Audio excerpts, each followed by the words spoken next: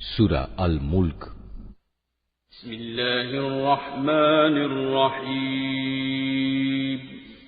রহমান রহিম আল্লাহ তাআলার নামে। কত মহান সেই পূর্ণময় সত্তা, যার হাতে রয়েছে আসমান জমিনের যাবতীয় সার্বভৌমত্ব। এ সৃষ্টি জগতে সব কিছুর উপর তিনি একক ক্ষমতাবান। তিনি জন্ম ও মৃত্যু সৃষ্টি করেছেন, যাতে করে এর দ্বারা তিনি তোমাদের যাচাই করে নিতে পারেন। কর্মক্ষেত্রে কে এখানে তোমাদের মধ্যে বেশি ভালো, তিনি সর্বশক্তিমান, তিনি অসীম ক্ষমাশীল। তিনি 7 মজবুত আসমান বানিয়েছেন, পর্যায়ক্রমে একটার উপর আরেকটা তিনি স্থাপন করেছেন। অসীম দয়ালু আল্লাহ তাআলার এই নিপুণ সৃষ্টির কোথাও কোনো খুঁত তুমি দেখতে পাবে না। আবার তাকিয়ে দেখো তো, কোথাও কি তুমি কোন রকম অসঙ্গতি কিংবা ফাটল দেখতে পাও? অতঃপর তোমার দৃষ্টি ফেরাও নভমণ্ডলের প্রতি।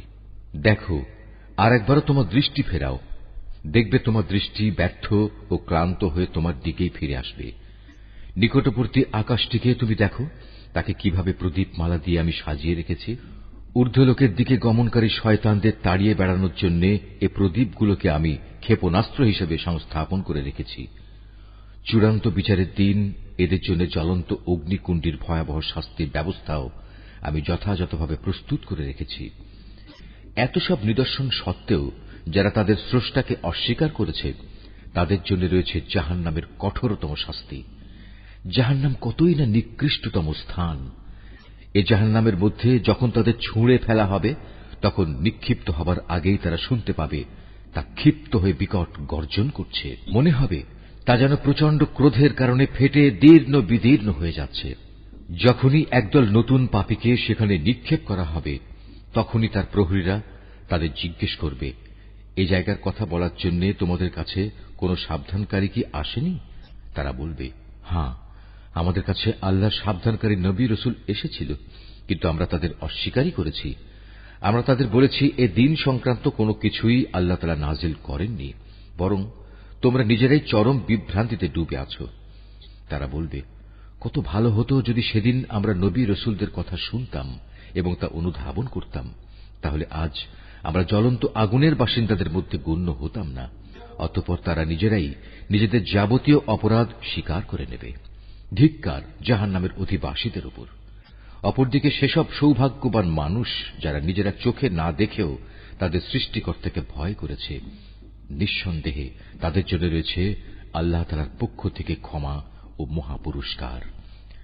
তোমরা তোমাদের কথাবার্তাগুলো লুকিয়ে রাখো কিংবা তা প্রকাশ করো, আল্লাহর কাছে এর উভয়টাই সমান, কারণ তিনি মনের ভেতর লুকিয়ে রাখা বিষয় সম্পর্কেও সম্যক ওয়াকিবহাল।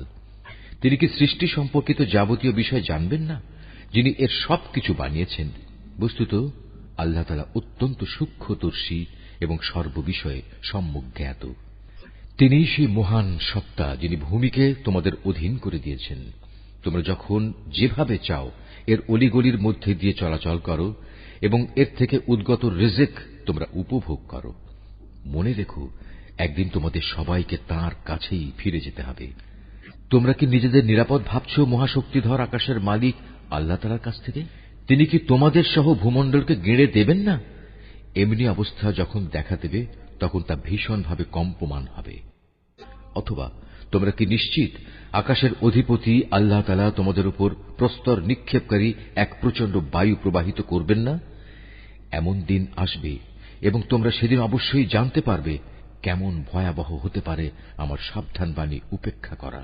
তাদের আগেও যারা আমার সাবধান বাণী মিথ্যা প্রতিপন্ন করেছে, দেখো কেমন ছিল তাদের প্রতি আমার আচরণ। এসব লোকেরা কি তাদের মাথার উপর দিয়ে উড়ে যাওয়া পাখিগুলোকে দেখে না? কিভাবে এরা নিজেদের পাখা মেলে রাখে, আবার এক সময় তা গুটিয়েও নেয়। তখন পরম দয়ালু আল্লাহ তাআলাই এদের মহাশূন্যে স্থির করে রাখেন। হ্যাঁ, একমাত্র আল্লাহ তাআলাই, তিনি তার সৃষ্টির ছোট বড় সব কিছুই দেখেন। বলতো, তোমাদের মধ্যে এমন কে আছে যার কাছে এমন একটি বিশাল সৈন্যবাহিনী আছে যা দিয়ে তারা অসীম দয়ালু আল্লাহর বিরুদ্ধে তোমাদের সাহায্য করবে? আসলে এই অস্বীকারী ব্যক্তিরা হামেশাই বিভ্রান্তিতে নিমজ্জিত থাকে। যদি তিনি তোমাদের জীবিকার উপকরণ সরবরাহ বন্ধ করে দেন, তাহলে এখানে এমন দ্বিতীয় আর কে আছে যে তোমাদের পুনরায় রিজিক সরবরাহ করতে পারবে? এ সত্ত্বেও এরা আল্লাহ তাআলার বিদ্রোহ এবং গোঁড়ামিতে অবিচল হয়ে রয়েছে। যে ব্যক্তি জমিনের উপর দিয়ে উপুড় হয়ে মুখে ভর দিয়ে চলে সে ব্যক্তি অধিক পরিমাণে হেদায়েত প্রাপ্ত, না যে ব্যক্তি জমিনে স্বাভাবিকভাবে সঠিক পথ ধরে চলে সে বেশি হেদায়েত প্রাপ্ত? হে নবী, তুমি এদের বলে দাও, হ্যাঁ, তিনিই তোমাদের পয়দা করেছেন, তিনি তোমাদের শোনার ও দেখার জন্য কান এবং চোখ দিয়েছেন, আরো দিয়েছেন চিন্তা করার মতো একটি অন্তর। কিন্তু তোমরা খুব কমই এসব দানের কৃতজ্ঞতা আদায় করো। এদের আরো বলো, তিনি এ ভূখণ্ডে তোমাদের সর্বত্র ছড়িয়ে রেখেছেন। আবার একদিন চারদিক থেকে তাঁরই সম্মুখে তোমাদের সবাইকে জড়ো করা হবে। তারা বলে, তোমরা যদি সত্যবাদী হয়ে থাকো তাহলে বলো কবে তা সংঘটিত হবে। তুমি এদের বলো, এ তথ্য তো একমাত্র আল্লাহ তাআলার কাছেই রয়েছে, আমি তো একজন সুস্পষ্ট সাবধানকারী মাত্র।